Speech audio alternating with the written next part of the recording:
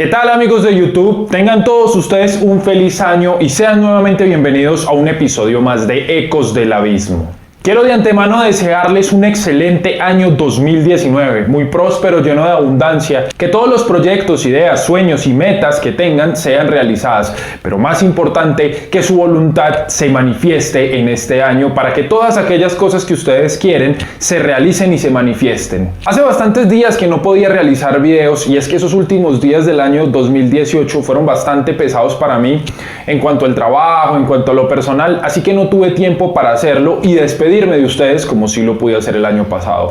Más si puedo darles la bienvenida a este año con un tema que muchos de ustedes me han estado solicitando y es consejos prácticos al iniciar en el ocultismo. ¿Cómo comenzar?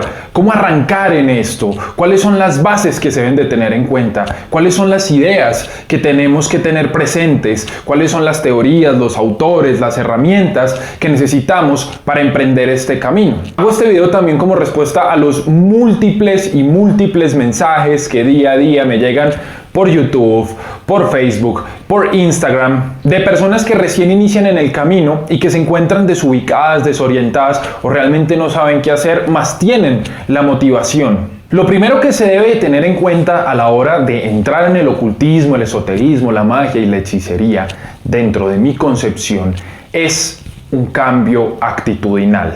Es decir, hay que desaprender todas esas cosas que la sociedad, la religión, la escuela, los medios de comunicación nos enseñaron, sobre todo en aquellos conceptos que tienen que ver con el bien y el mal, lo oscuro y lo lumínico, porque cuando nos adentramos en este mundo nos damos cuenta de que la realidad en la que vivimos no es solamente una, sino que existen muchísimas más. Hay tantas y tantas corrientes mágicas como sociedades, civilizaciones y culturas hay.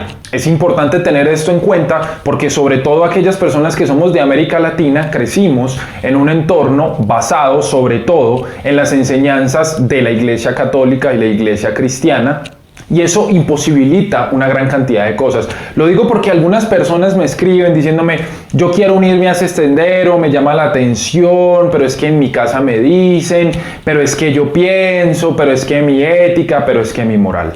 La verdad es que en el momento en el cual ustedes pasan a querer practicar magia negra o una espiritualidad que los lleve más bien por un lado adverso, todas esas cuestiones de la ética y la moral deben ser revaluadas y replanteadas. Ustedes crean su propia ética y su propia moral. Ojo, no por esto queriendo decir que ustedes van a pasar por encima de unas instituciones tan fuertes como la ley. Más sí, dentro de su universo personal, ustedes comienzan a explorar todas estas cosas que trae consigo el sendero de una manera libre, tranquila, que ustedes la disfruten. No tiene sentido entrar en este camino si todavía sentimos como una especie de culpa, como que estamos haciendo algo mal, como que no estamos haciendo las cosas correctamente, como que no seguimos las enseñanzas de nuestros padres, de nuestra familia, etcétera, etcétera. La verdad es que este sendero implica tomar esa determinación a manifestar nuestra voluntad en esta tierra. Convertirnos en amos, dueños y señores de nuestro propio destino.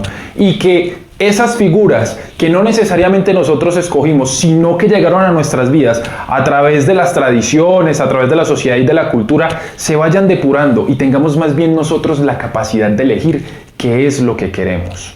Aunque este video se llama Consejos prácticos al iniciar en el ocultismo, les quiero recordar a todos que este es un espacio que está guiado desde el sendero de la mano izquierda y las tradiciones siniestras, es decir, la magia negra. Todas aquellas personas que estén esperando que hable sobre la Wicca, que hable sobre los celtas o que hable sobre alguna tradición específica, como me lo han dicho, como el telema y demás, eso no se va a ver dentro de mi canal y no se va a ver porque yo no me especializo en eso. Mis áreas de enfoque son otras y además es una información que falta en internet y en YouTube, mientras que de estos caminos del sendero de la mano derecha o que tienen otros fines espirituales, hay muchísimos videos e información en internet. Así que luego de pasar de ese proceso de desaprender, de desacondicionamiento social, cultural, ideológico, político, religioso, si se quiere, lo siguiente que se hace es escoger una tradición, una corriente o un sendero. A ver, el sendero de la mano izquierda es como la gran consigna que existe. De un camino de libertad, de un sendero de conocimiento, de un sendero de poder, de un sendero de aproximación hacia aquellos aspectos oscuros, bestiales, animalescos, ocultos, demoníacos de la espiritualidad y del universo mismo. Más, como lo he dicho en otros videos, existen diferentes escuelas que trabajan el sendero de la mano izquierda desde sus aproximaciones y sus planteamientos. Hablamos desde el satanismo lavellano hasta corrientes más modernas como el sendero draconiano, la corriente tifoniana, aquellas personas que se sienten afines con la orden de los 9 ángulos, el templo de Seth, el templo del vampiro, el satanismo anticósmico, la brujería tradicional, sobre todo la europea, el luciferianismo, y así puedo seguir mencionando una serie de escuelas de pensamiento, de teoría y de práctica que existen para llevar a cabo el sendero de la mano izquierda. Lo primero que tenemos que hacer es encontrar quizás un sendero que sea afín a nuestros propósitos y metas espirituales. Como lo he explicado en otros videos, hay personas que ven esto como una manera de rendir culto o tributo a esas figuras demoníacas. Hay otras aproximaciones en las cuales se habla de un empoderamiento del yo o del ser con la ayuda de estos seres y estos personajes. Hay otras aproximaciones en las que se habla netamente de que esto es un asunto filosófico y que básicamente Lucifer, Satanás, Lilith y todas estas figuras y arquetipos representan símbolos de poder que podemos utilizar para llevar una vida libre de dogmas, libre de creencias y más bien basada en nuestra propia voluntad. Voy a dejar de lado este asunto del aspecto filosófico porque yo tengo una aproximación teísta a la magia, al ocultismo y el sendero de la mano izquierda, con base en mi trabajo, con base en lo que yo he hecho y con base en mis experiencias. Así que voy a hablar desde una aproximación teísta, es decir, desde prácticas rituales, ceremonias y demás.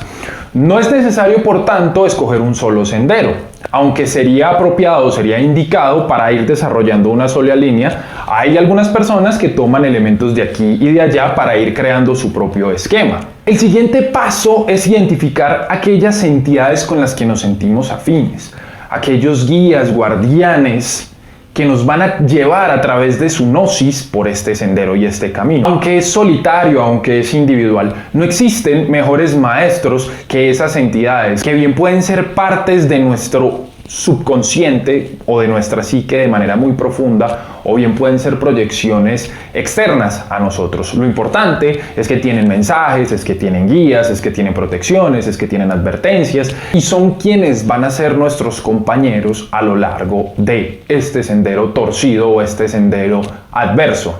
Aquí hay que hacer un paréntesis. Algunas personas dicen, y eso tiene que ver directamente con el famoso pacto con el diablo, con Lucifer y demás. Miren, realmente esa cuestión de los pactos es una visión muy propia de la Edad Media, donde se creía que uno firmaba el libro de la bestia y que en retorno de los poderes y favores que Satanás le otorgaba a uno, después uno tenía que ir a condenarse en el infierno y quemarse y demás. La verdad es que esa visión fue más construida desde la perspectiva de los propios cristianos y de la propia Inquisición para meter un terror a las personas a que realmente esto sea así. Podemos decir más bien que existen una serie de compromisos, de comuniones, de acuerdos a los que se llega con esos seres. Por eso hay que ser también inteligentes y no pretender o pensar en el momento de hacer una ceremonia que se trata de un juego, que se trata de un chiste, que voy a probar a ver qué pasa, porque ahí es donde la gente falla. Se ponen a prometer cosas, se ponen a comprometerse con ciertos asuntos que luego no cumplen, que luego les da miedo, que luego no están dispuestos. ¿Y qué va a suceder? Si usted y yo tenemos un acuerdo en la vida real y usted no cumple su parte, lo mínimo que usted puede esperar es que yo me enoje. Y lo segundo es que yo busque cobrarle si es algo que usted me debe dar a mí. Es exactamente lo mismo con las entidades. Por eso este camino no es para todo el mundo. Hay que tener unas bases, y aquí volvemos a lo de los asuntos, de los consejos prácticos. Hay que tener una mente fuerte. Si usted es una persona que sufre de problemas psicológicos, de problemas psiquiátricos, primero trate esos asuntos con profesionales y terapeutas y luego usted podría pensar en adentrarse en este camino.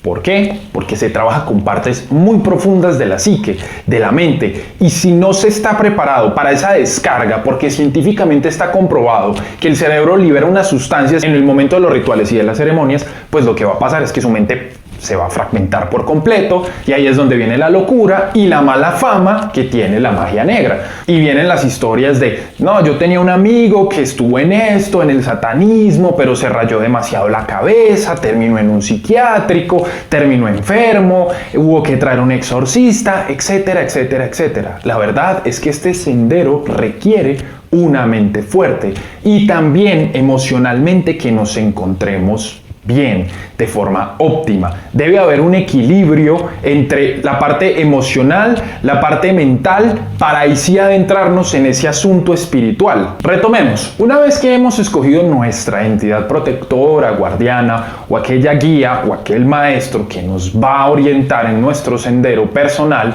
nos va a proteger, nos va a abrir caminos, nos va a dar advertencias.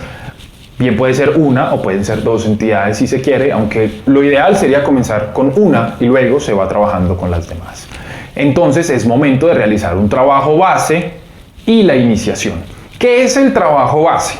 Una de las cosas que yo personalmente más critico en este sendero o en la magia en general es que falta un fuerte componente pedagógico que oriente a las personas en un paso a paso de cómo lograr algo. Si hablamos de que el sendero siniestro tiene unas metas espirituales, entonces ¿cuáles son los objetivos específicos que nos van a ayudar a conseguir precisamente eso? El trabajo de base, por lo tanto, hace alusión a aquellas prácticas que llevamos de manera semanal que van a permitir incrementar nuestras habilidades y dos, nos van a ayudar a tener un mayor contacto y conexión con el lado adverso, con el lado nocturno o dependiendo de las metas espirituales que tengamos. Para ese trabajo de base se puede hacer una rutina que es muy sencilla. Primero se debe trabajar lo que es el aspecto de la meditación y la concentración sobre un objeto, por ejemplo, la llama de una vela. ¿Para qué sirve eso? Algunas personas dicen, no, pero ¿y entonces qué hago para comenzar? Y yo muchas veces les digo, tome una vela del color que quiera, póngala frente a usted, quédese mirándola 5 minutos la primera semana. La siguiente semana, mírela 10 minutos. La siguiente semana, mírela 15 minutos. Y la siguiente semana, mírela 20 minutos, hasta que consiga un tiempo prudente. ¿Para qué sirve eso? Para despejar la cabeza de cualquier idea, de cualquier cosa que pueda existir en ese momento y podernos enfocar y concentrar en un punto en específico.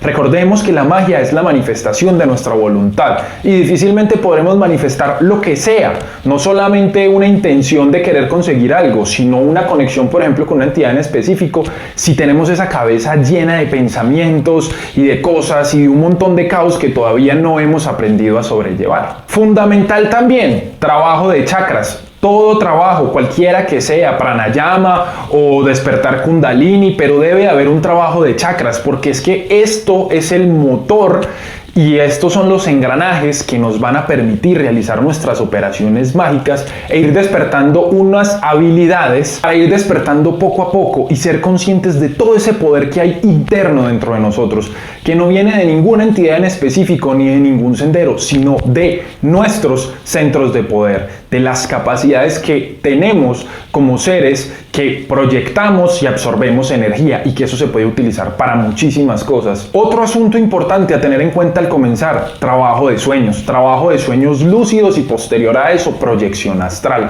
Como ustedes han podido notar, aquí en Ecos del Abismo hay varios videos que he utilizado de referencias de otros autores para explicarles métodos y técnicas con los cuales pueden lograr esta habilidad. Eso es completamente necesario. En sueños es donde a uno se le aparecen las visiones, es donde a uno le hablan los guías, es donde a uno le muestran cosas, es donde uno puede llegar a otras dimensiones o planos o pasajes de la mente, del espíritu, del alma, del universo, como lo quieran ver. Para comenzar a tener aproximaciones más ritualísticas, entonces también es necesario trabajar un destierro. El destierro más famoso que existe es el ritual menor del pentagrama. Desde nuestro sendero de la mano izquierda, eso pues evidentemente no está bien visto. ¿Por qué? Porque trabaja con nombres divinos, con emanaciones de Dios y demás. Existen otros destierros que se pueden hacer con las entidades goéticas, con arquidemonios, con seres elementales. Ya es cuestión de que ustedes estudien, se instruyan e investiguen. Dentro de Ecos del Abismo, tanto de YouTube como de Facebook, yo he puesto diferentes destierros, rituales que pueden realizar y pueden llevar a cabo, que cumplen una función de protegernos en el momento del ritual y de despejar cualquier energía que no esté en coherencia o en concordancia con el propósito que nosotros tenemos en ese momento.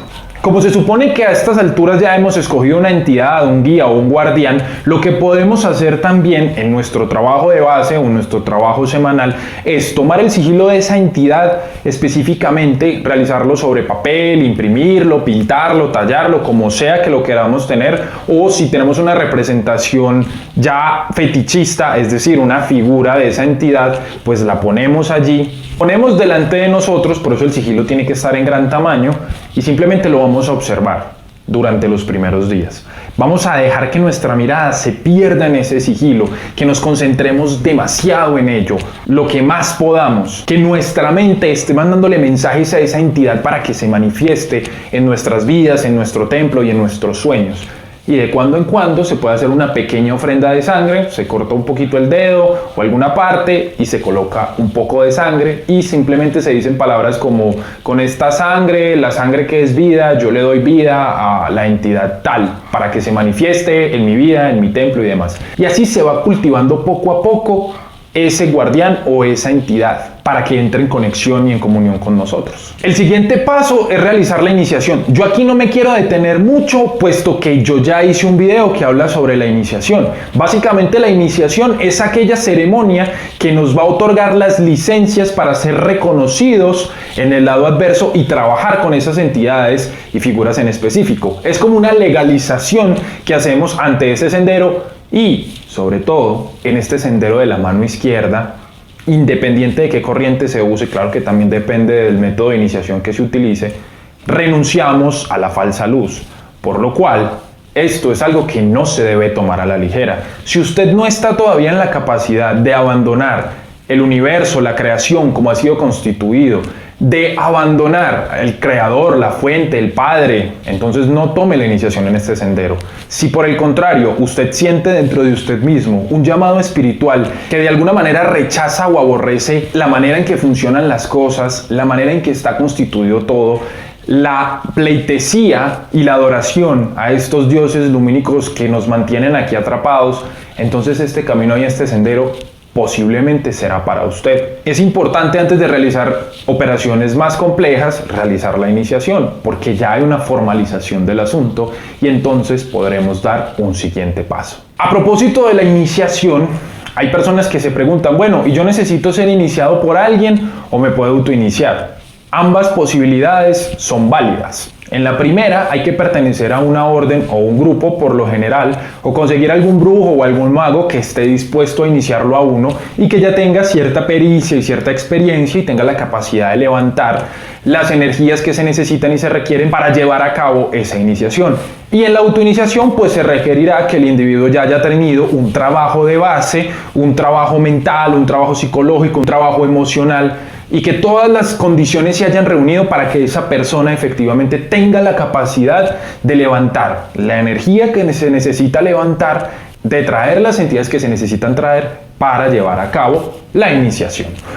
Aquí me quiero detener un poco porque este es un consejo que va más allá de lo teórico o de lo práctico en materia del ocultismo y que tiene que ver más con el aspecto social. Existen muchas personas que son inescrupulosas, que han utilizado este asunto de la iniciación y de la magia y del ocultismo como pretexto para llevar a cabo actos que están relacionados con lo sexual, con las drogas, con el alcohol. Hay historias de personas, sobre todo en las mujeres es muy común: yo me fui a iniciar, pero el tipo, el maestre, el mago, el brujo me dijo que tenía que tener sexo con él y con otras 10 personas y que tenía que dejarme llevar por el espíritu de Lilith y el espíritu de la sexualidad, porque la iglesia siempre nos ha cohibido. Miren, eso es puro cuento, eso no necesariamente es así. Si usted es mayor de edad y quiere pertenecer a una orgía, o usted se pone de acuerdo con un grupo de personas para hacer magia sexual en grupo, lo puede hacer. Que sea necesario y que sea requisito en este sendero para llevar a cabo la iniciación o para cualquier otro tipo de trabajo, no. No se dejen engañar, no se dejen estafar por esas personas que dicen: yo le vendo a usted el pacto con el diablo para que tenga riqueza, para que tenga salud, para que tenga abundancia, para que nunca le falte nada. Eso no existe. Existen posibilidades que se aumentan en la medida en que uno realiza ciertos trabajos con ellos. Existen trabajos de brujería para abrir caminos, para traer riqueza, riquezas, pero poco a poco. La magia es la ciencia que juega con las probabilidades y las posibilidades. Si usted es una persona que es un trabajador estándar y no tiene nada más de la vida, y no tiene negocios y no tiene contactos, y usted cree que al hacer un pacto con Satanás usted se va a ganar la lotería y le va a cambiar todo de la noche a la mañana, pues créame que usted es bastante iluso o ilusa. Si eso fuera así, ninguno de nosotros que nos dedicamos de alguna manera a ofrecer servicios mágicos lo haríamos. Ya todos estaríamos llenos de dinero y ni siquiera estaríamos en internet, ni en YouTube, ni en ningún lado. Así que mucho cuidado con ese asunto de dame tantos dólares, tantos euros, que yo te inicio y la vida te va a cambiar y mi señor Satanás te va a abrir los caminos y vas a tener riquezas y mujeres y un montón de cosas que son más habladuría y que son más una estafa y un robo y mentiras. El asunto de las órdenes y de los grupos es bastante complejo. Volvemos aquí con el aspecto de lo social. Aunque dentro de ellas existen personas con mucha experiencia y hay papeles y documentos y libros y textos que no se encuentran en cualquier lado. Tienen sus pros y tienen sus contras. Tienen sus pros en la medida en que resultan ser una guía, si se da pues con una buena orden, para aquellas personas que recién van comenzando, poco a poco las van guiando, las van orientando, les van mostrando. En algunas órdenes o en la mayoría de órdenes hay unos grados, entonces uno va avanzando secuencialmente, dependiendo del nivel en el que uno se encuentre, cuando hace ciertas pruebas y demás, y va como escalando. Pero hay otras órdenes que lo que hacen es más bien un asunto lucrativo de todo esto y se aprovechan de las personas, porque además, con la idea del consumismo y de la globalización, se ha construido esa idea de si yo pago por el cartón de grado tal, en tal orden, entonces yo ya soy eso. Si yo salgo en Facebook mostrando que soy muy malo y que estoy con tales personas, entonces yo ya soy un gran maestro, yo ya soy un mago. Error, no nos hagamos ese pajazo mental. La magia es tan seria como cualquier otra área del conocimiento y hay que estudiar mucho y hay que practicar mucho y hay que equivocarse y hay que acertar y hay que hacer todo tal cual como si estuviéramos estudiando una carrera universitaria, o por lo menos eso es desde lo que yo, como Ecos del Abismo, siempre apuntaré a mostrar de qué se trata el sendero de la mano izquierda.